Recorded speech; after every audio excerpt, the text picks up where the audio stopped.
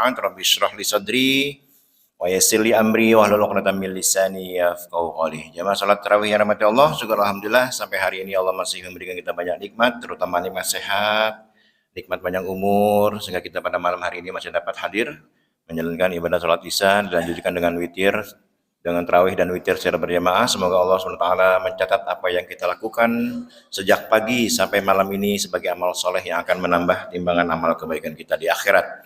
Salawat dan salam senantiasa tercurahkan kepada kekasih kita, junjungan kita Nabi besar Muhammad Sallallahu Alaihi Wasallam beserta keluarga dan para sahabatnya, dan semoga kita kelak di yaumil qiyamah mendapatkan syafaatnya. Amin ya rabbal alamin.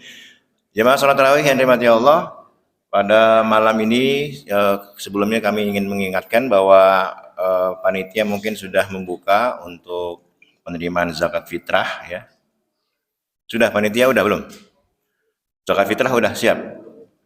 Ya, jadi kalau bisa jangan terlalu mepet dengan akhir Ramadan ya. Sejak sekarang lah mungkin panitia sudah menyiapkan penerimaan zakat fitrah. Untuk beras biasa 3,5 liter. Berasnya sesuai dengan yang Bapak Ibu makan ya sehari-hari. Kalau mau bentuknya uang sebesar berapa? 47.000. 47 di Basnas, mungkin di sini 45 kali ya. Ya 45 ribuan. Digenepin lah 50.000 ya. Gitu. Jadi biar nanti panitia tidak terlalu repot mendistribusikannya kepada warga. Nah, yang perlu diperhatikan oleh panitia harus mendata ulang siapa warga kita yang berhak menerima zakat fitrah, gitu. Jangan sampai ada yang kelewatan, jangan sampai itu. Bahaya ini kalau ada kelewatan ya, karena nanti dosa semua kitanya. Jadi coba jangan diganggang, khususnya kalau pendatang, kalau warga asli mungkin udah ketahuan, tapi yang pendatang ini ya, yang pernah mendatang, yang belum terdeteksi, segera dicari ya, gitu. Baik, yang sekalian rahmati Allah, pada malam hari ini saya ingin sedikit bercerita, mungkin sudah pernah saya sampaikan, ini untuk mengulang saja ya. Jadi jamaah sekalian, di zaman Khalifah Umayyah ada cucu atau cicit dari Umar bin Khattab yang namanya Umar bin Abdul Aziz. Namanya siapa? Umar bin Abdul Aziz, ini cicit dari Umar bin Khattab. Umar bin Abdul Aziz ini banyak ulama yang menganggap dia sebagai khalifah kelima, khalifah Rasyidin yang kelima. Kan khalifah Rasyidin ada 4-nya ya. Umar, Abu Bakar, Utsman bin Affan, kemudian Ali bin Abi Thalib. Nah, Umar bin Abdul Aziz ini banyak yang pakar-pakar Islam menganggapnya dia sebagai khalifah yang kelima. Kenapa? Karena di zaman itulah kejayaan Islam itu muncul. Kejayaan Islam muncul. Di mana Islam sudah menyebar sampai ke Eropa, ke Spanyol, Pak. Bapak tahu Spanyol? Cordova itu Spanyol. Dulu Spanyol itu di bawah pemerintahan Islam, di bawah kekuasaan Islam Spanyol itu. Jadi cuman sayangnya waktu zaman Umar bin Khattab itu kan ekspansi besar-besaran ya. Mesir dikuasai oleh umat Islam, Mesir. Mesir itu berdampingan dengan Palestina. Mesir itu dulunya bukan Arab. Mesir itu dalam geografi dunia dia masuk ke dalam Afrika, benua Afrika. Jadi orang Afrika di sana tuh Mesir itu. Tapi oleh Umar bin Khattab dikuasai, kemudian diarabkan. Dijadikan mereka sebagai bangsa Arab, bahasanya, budayanya, diarabkan pokoknya. Ya, tadinya sebenarnya bukan Arab dia. Kenapa? Karena Umar bin Khattab memandang bahwa Mesir ini wilayah yang sangat strategis. Dia perbatasan dengan Palestina, kemudian antara Timur Tengah dengan Afrika gitu ya. Jadi dianggap bahwa Mesir itu penting bagi Islam ke depan, makanya diarabkan. Nah, ketika Islam menguasai wilayah Spanyol, sayangnya Spanyol itu tidak diarabkan seperti Mesir. Padahal ketika itu Islam menguasai Spanyol, undang-undangnya, mata uangnya, semua Spanyol itu pokoknya Islam itu menguasai. Ya. Kurang lebih 7 abad ya Mas kalian, 700 tahun menguasai Spanyol. Tapi tidak diarabkan. Nah, kemudian ya namanya kekuasaan kan kalau sudah lama pasti ada ya ributnya pasti. Sebuah kekuasaan itu kalau sudah terlalu lama itu nggak baik. Pasti nantinya akan runtuh. Kan apalagi di zaman Umar bin Abdul Aziz ini, itu Islam sudah sampai kepada puncak kejayaannya. Kalau seseorang sudah sampai puncak, yang ditunggu apanya? Jatuhnya gitu. Sama Islam pun sudah sampai puncak kejayaannya, iya kalau nggak dijaga pasti jatuh, runtuh gitu. Nah akhirnya runtuh kan. Apa yang terjadi ketika runtuh? Maka orang-orang Islam yang ada di Spanyol diusirin tuh, diusir-usirin, dibunuh, diusirin. Kalau tidak mau masuk ke dalam agama Kristen, dibunuh atau diusir. Kalau mau tetap tinggal di Spanyol, harus pindah agama kepada agama Kristen gitu. Makanya orang-orang Spanyol cakep-cakep Pak, mancung-mancung gitu, kayak orang Arab.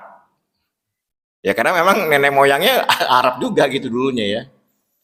Terus Perancis juga sama kayak gitu. Perancis juga dulunya banyak orang Islam gitu ya. Makanya cantik. Jadi kecantikan itu dari orang Islam lah ya, orang-orang Arab tuh. Nah, jadi seperti itu zaman sekarang. Nah, di masa Umar bin Abdul Aziz, karena Islam sudah sampai puncak, apa buktinya? Buktinya itu orang Islam tuh sulit untuk menyalurkan zakat. Saking jayanya, orang Islam bingung, ini mau nyalurin zakat kemana ya? Zakat itu kan kemarin saya jelasin ada 8 golongan ya.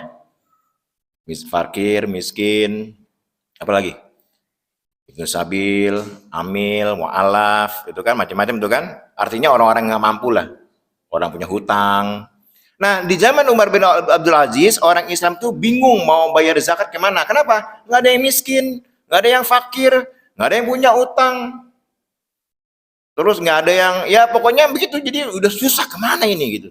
Kalau di sini gimana? Kalau di Celitan? Kalau mau ngeluarin zakat kayak Bang Arif mau ngeluarin zakat, gampang kan? Tetangganya miskin kan gitu. Tinggal ngasih aja. Kalau di zaman Umar bin Abdul Aziz sulit. Kenapa? Karena sulit. Karena susah. Maka berkumpullah orang-orang kaya. Ada seminar lah gitu. Nih gimana kita mau mengeluarkan zakat? Zakat itu kan wajib masalahnya. Rukun Islam. Akhirnya konsultasi kepada khalifah. Ya khalifah, kami ini orang-orang kaya ingin mengeluarkan zakat. Kemana kami harus mengeluarkan zakat? Kata Umar bin Abdul Aziz, ya udah ke fakir miskin. Kata mereka, mana ada di negara kita orang yang fakir miskin? Nggak ada, susah nyarinya. Ya udah kalau gitu kepada orang yang punya hutang. Ya boro-boro punya hutang, nggak punya, nggak ada orangnya. Ya udah kalau gitu berikan kepada, akhirnya keluar dari 8 asnaf itu. Ijtihad dia. Coba cari pemuda itu yang mau nikah. Kalau mau nikah, daftar nanti dibiayain oleh uang zakat. Diumumin lah, ayo pemuda-pemuda yang mau nikah, daftar, nanti kita biayain. Nggak ada yang daftar, Pak. Karena daftar pakai uang zakat malu. Aib bagi mereka tuh, enak aja gue punya duit gitu kan. Nggak ada yang daftar dia. Akhirnya kata khalifah, ya udah berikan kepada para pejuang sedang berperang gitu, tentara-tentara. Biar mereka mendapatkan uang zakat. Diumumin, tapi tidak ada tentara yang mau menerima uang zakat. Mereka sudah puas keliling dunia. Pakai uang sendiri, kan gaji mereka besar kan. Udah keliling dunia, nggak ada Pak. Akhirnya karena bingung, tidak ada orang yang mau menerima zakat. Apa kata Umar bin Abdul Aziz? Kalau gitu uang zakat yang terkumpul itu belikan gandum. Jagung gitu ya, jagung dan gandum, berikan itu, kemudian sebar gandum itu di bukit-bukit, di gunung-gunung. Untuk apa? Untuk siapa itu? Untuk burung ya maksudnya. Untuk burung, agar tidak ada seorang pun di dunia ini yang menganggap ada burung di wilayah kita yang kelaparan. Itu saking jayanya. Ya kalau kita nggak boro-boro ya kan. Kucing kelaparan dikit cuek gitu. Nah ini puncak kejayaan Islam jemaah sekalian. Kenapa? Karena pada saat itu mereka benar-benar terhadap Al-Quran itu menjalankan. Makanya mereka maju. Kenapa zaman-zaman di era-era awal Islam mereka sampai menguasai dunia 7 abad. Sekarang ini dunia dikuasai oleh siapa?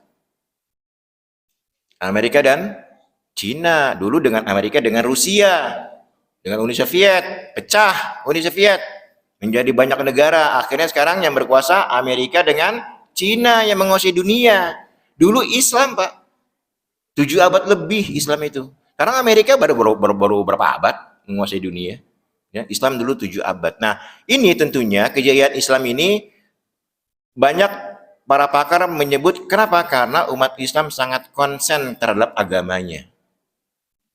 Tidak terlalu mikirin dunia, konsen aja dengan agamanya, terutama dalam mentadaburi Al-Quran. Jadi hukum-hukum dalam kehidupan mereka itu selalu merujuknya pada Al-Quran dan hadis.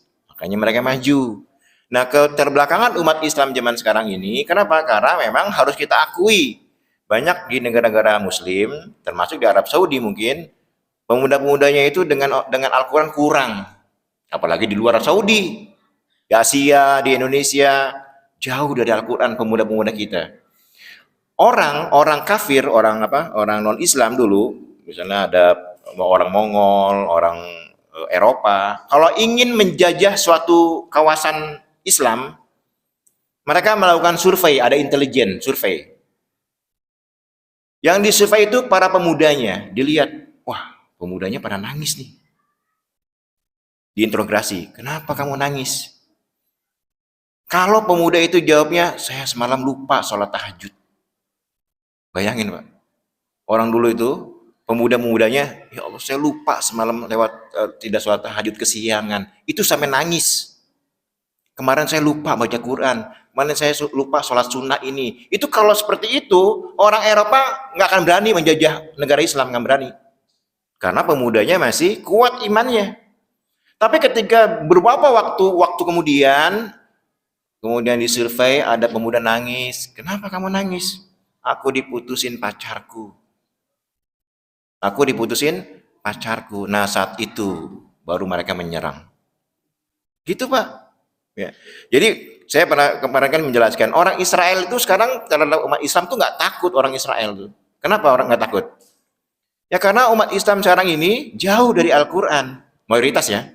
Walaupun ada ya 1-2 orang lah, 1 banding 1000, 1 banding 1 juta kali yang benar-benar mendalami Al-Quran. Minimal zaman sekalian kita nih semua Muslim nih di wilayah sini, kalaupun kita mungkin tidak bisa memahami Al-Quran dengan baik, minimal tancapkan dalam hati kita itu kita cinta dengan Al-Quran. Cinta dengan Al-Quran. Kalau nggak baca Quran tuh kayaknya gimana gitu, sepi hidup itu. Ini kan sulit Pak menimbulkan rasa itu, membangun rasa itu. Minimal kalau kita tidak memahami, tidak mentadaburi gitu, minimal ada kecintaan kita kepada Al-Quran. Kalau misalnya nggak ada sama sekali, kan kata ada sebuah ungkapan, bacalah Al-Quran minimal sehari 1 juz. Kalau nggak sanggup 1 juz, bacalah sekitar 10 halaman. Kalau nggak kuat 10 halaman, 5 halaman. Kalau nggak bisa juga, ya 2 halaman. Kalau nggak bisa juga, 1 halaman. Kalau nggak bisa juga, 3 ayat Pak. Nggak bisa juga, 1 ayat. Kalau nggak bisa juga, tanyakan pada diri kita, maksiat apa yang kita lakukan sehingga kita tidak mau membaca ayatnya. Tanyakan, dosa kita itu apa? Apa yang salah pada diri kita sehingga kita tidak mau baca Quran walaupun hanya sekitar 1 ayat. Itu untuk menanamkan rasa cinta kita pada Al-Quran itu harus memang dipaksa, dibiasakan. Kalaupun kita mungkin tidak bisa memahami Al-Quran seperti orang-orang tempo dulu, minimal untuk saat ini, di Ramadan ini, waktunya bagaimana kita mencintai Al-Quran. Ya. Ada seorang hafiz ya, ini saya nonton di YouTube. Ada seorang hafiz, dia menghafal Quran. Cinta banget dengan Al-Quran. Kemudian dites lah, ada wawancara gitu. Ya udah mau dites sekarang nih baca Qurannya, ya, pegang Qurannya. Kata dia, nggak usah, saya nggak perlu, saya sudah hafal semuanya. Ternyata yang dikasih oleh yang ngetes itu adalah buku seperti Quran, tapi dalamnya kosong. Putih aja, kertas kosong semua. Ya baca aja dari Al-Quran, halaman berapa aja. Pas dibuka, ternyata buku itu kosong, lembar-lembaran kosong, tidak ada ayat-ayatnya. Ditanya oleh pewawancaranya, bagaimana menurutmu jika kamu mendapati Al-Quran sekarang itu hilang tulisannya, kosong? Apa yang terjadi jamaah sekalian? Nangis dia. Hafiz itu nangis. Kenapa? Karena dengan Al-Quran dihilangkan dari muka bumi, dia tidak bisa membaca Al-Quran lagi, walaupun dia hafal. Karena yang dipikirkan adalah untuk generasi Di bawah dia nih gimana agar mereka-mereka ini bisa membaca Al-Quran. Gitu jemaah sekalian ya.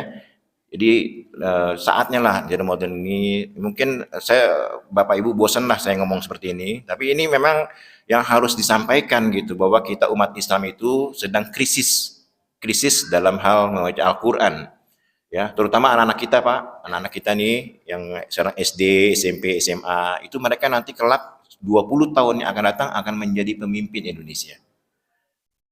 Ada yang jadi wali kota, camat, lurah, ya kan? Coba bayangkan kita punya camat nggak bisa baca Quran, punya lurah nggak bisa baca Quran.